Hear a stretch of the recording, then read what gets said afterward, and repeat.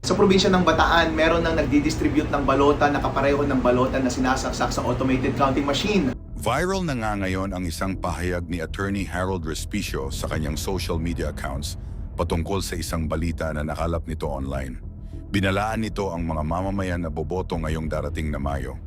Aniya may isang lugar sa Bataan umano na mayroong nagpapakalat ng balota na kapareho umano sa balotang sinasaksak sa ACM na siyang nagbigay sa kanya ng duda kung para saan ang mga ito. Aniya pinapashade umano sa mga botante ang mga balotang ito kapalit lamang ang 5,000 na kanilang boto.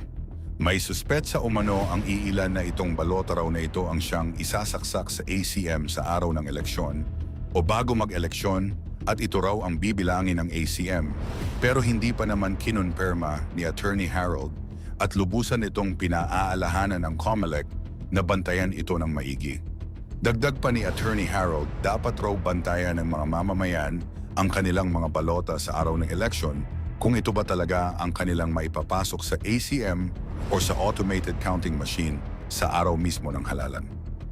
Sa probinsya ng Bataan, meron nang nagdi-distribute ng balota na kapareho ng balota na sinasaksak sa automated counting machine.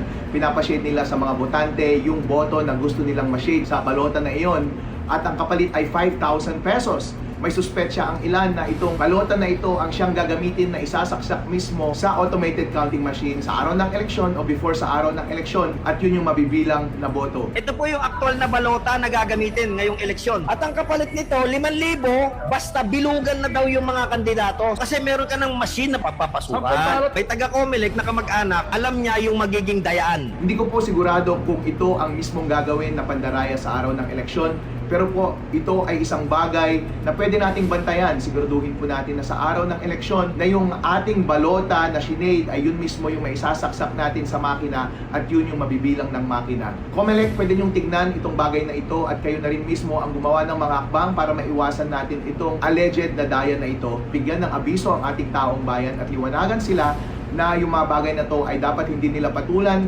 Kapag may namimigay sa kanila ng sample ballot at may kapalit na pera, wag dapat nilang patulan.